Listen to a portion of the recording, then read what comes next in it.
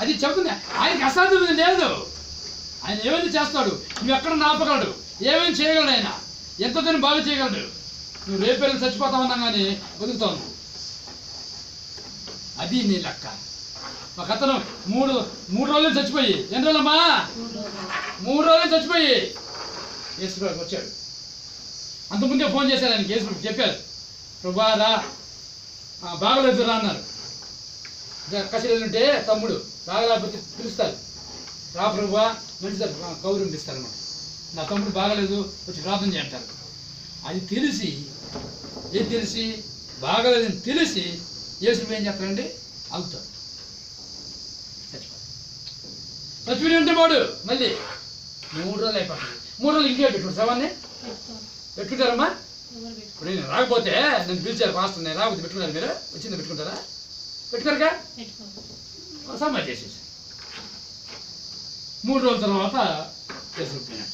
అప్పుడు పరిగెత్తుకుంటుండు, ప్రభువా అంటే ప్రభుకి వాళ్ళు దగ్గరగా ఉన్నారన్నమాట. వీళ్ళకి నాకు దగ్గరగా ఉన్నారా?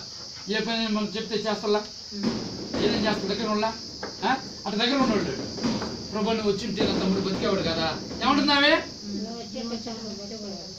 రాకపోయినా బ్రతికించిన కెపాసిటీ ఉందని ఆయనకు తెలియదా? చూడండి. నువ్వు వచ్చి ప్రార్థన చేసిన తమ్ముడు బతికేవాడు కదా. అప్పుడు ఒకే ఒక మాట చెప్పండి, బ్రతికించేది నేనే, చంపేది నేనే. అదే దాని అర్థం. జీవమును పునరుత్థానము నేనే, నా యందు విశ్వాసం ఉంచువాడు చనిపోయినా బ్రతుకుతాడు. ఏమంటున్నాడండి? నా యందు విశ్వసిస్తే చనిపోయినా బ్రతుకుతావు. బ్రతికి నా యందు విశ్వాసిస్తే ఎన్నటికీ చనిపోవు. బ్రతుకున్నప్పుడు ఆయన చూస్తే నీకు సావు లేదు. నేను చెప్తున్నా, ఈ సావు కదండి, నీ ఆత్మకి సావు లేదు. నేను చెప్పేది అది శరీర సావు కాదు, ఆత్మకి సావు లేదు. అంత గొప్ప దేవుడు యేసు ప్రభు. అదొస్తుంది మీకు. ఆయన సంగతి తెలియదు జనాలకి. ఆ మాట నేను అంటాడు, ఎక్కడ సమాధి చేశారు? లాజర్ని ఎక్కడ సమాధి చేశారు? మీ తమ్ముడిని చెప్పు. అప్పుడు ఎలా సమాధి చేస్తారంటే, ఆ రోజుల్లో గది కట్టేదను, గదిలో ఏం చేస్తారంటే పెట్టేదను, పెట్టే శవను పెట్టేదను, లోపల పెట్టేదను మూసేస్తారనమాట. అది ఈ గదికి ఏం చేస్తారంటే తాళం వేసేస్తారు. ఇది లోపల వేసాము అంటే వెళ్ళిపోవాలి. అందుకని చెప్పి ఆ రోజుల్లో ఏం చేస్తారంటే ఎప్పటికైనా చచ్చిపోతాం అని చెప్పి ముందు కట్టుకుంటారు. గదులు కట్టుకుంటారు, ఎప్పటికైనా చచ్చిపోతాం కదా అని కట్టుకొని పెట్టుకొని ఉంటారు అనమాట రూములు. అది ఆ ఆచారం. సరే అని చెప్పేసి ఎక్కడ కానీ పలానా చోట అందరూ పోతారు. ఊళ్ళో వాళ్ళందరూ అందరూ వస్తారండి. ఎక్కడ వచ్చి ఏదో యేసుప్రభు అంటే ఏదో రోగాలు నక్షత్రం బాగా చేశాడు, కుష్ఠరోగం పోయింది, గుడ్డోలు కలిచ్చాడు, చోటోలు చెవులు ఇచ్చాడు, అంతే కదా. చిన్న చెప్తాడా స్వతం పోతా అని చెప్పి మొత్తం ఊరంతా ఏం చేసిందంటే సమాధి దగ్గరికి వచ్చింది. అప్పుడు అందరూ సమాధి దగ్గరికి ఇప్పుడు అందరూ ఆయన వాళ్ళు ఉంటారు. కొంతమంది వ్యతిరేకంగా ప్రవర్తించే ఉంటారా? వాళ్ళు అంటారు, బాగా చేసేదాన్ని ఇతను బతికించమని చూద్దాం. ఏమంటారు వీళ్ళు?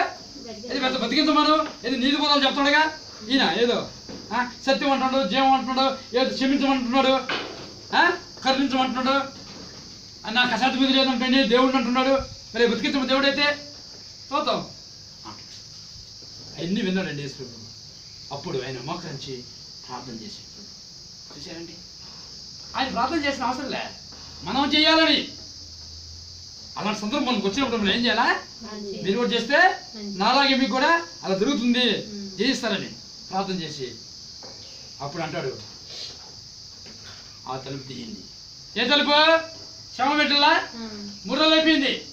తలుపు తీయగానే కంపు వాసన. ఏమొస్తుందమ్మా? మరి 3 రోజులకి ఏమవుతుంది? శవం వాసన రాదా? వాసన. అప్పుడు ఏమంటది? అది చెల్లెలు అంటది, అక్క చెల్లెలు కదా అంటది, ప్రభా వాసన వస్తుంది, ప్రభా వాసన వస్తుంది. అప్పుడు అంటాడు, దేవుని శక్తికి రుచి వాసన తెలియదు లేదు అంటాడు ఆయన. మనకే వాసన, దేవునికి వాసన అని చెప్పు. మనకి రుచి, దేవునికి రుచి అనగానే అప్పుడు అంటాడు, లాజరు రాబెట్టుగా. అంతే చూసండి, ఒకే ఒక మాటకి కుళ్ళిపోయిన శరీరం మామూలు శరీరం అయ్యి అందులో జీవం ప్రవేశించి లేచి ఒక్క క్షణంలో లేచి వచ్చేస్తాడు. అర్థం మీకు? 3 రోజులు చనిపోయిన ఆ శవం సజీవమై లేచి వచ్చింది. నీ జబ్బు ఎంత, నీ రోగం ఎంత, నీ దెయ్యం ఎంత ఆయనకి అర్థమవుతుందా? నువ్వు నమ్మాలని, నమ్మాలా? నువ్వు నమ్మటంలా నమ్మితే ఎప్పుడో బాగుపడతావు నువ్వు. నమ్మటం నమ్ము. ఇప్పుడు ఇప్పుడు ఈ విషయంలో నీకు బాగుపడిపోతావు నేను చెప్తున్నాను. ఎప్పుడో కాదు, ఎన్ని వారాల్లో కాదు, ఇప్పుడే నువ్వు నమ్మాలా. నమ్మాలా. ఆ నమ్మకం కలిగించకుండా చేస్తాడు సైతాను. అర్థమవుతుందండి? డ్యూటీ ఏంటి? నమ్మకం కలిగిస్తే బాగుపడుతుంది. బాగుపడితే స్వర్గానికి పోద్ది,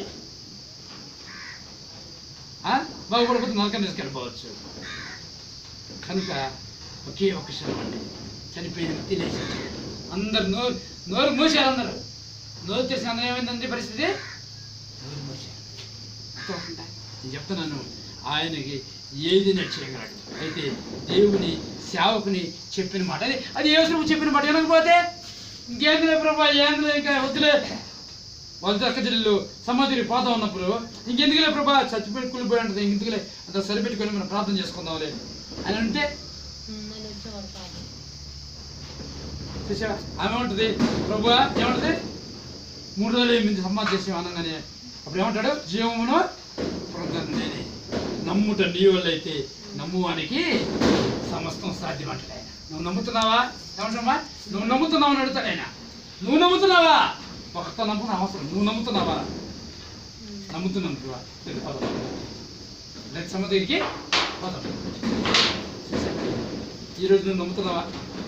నీకున్న బాధ కష్టాలు నీకు మించిపోయి ఉండొచ్చు, అని నువ్వు నమ్ముతున్నావా?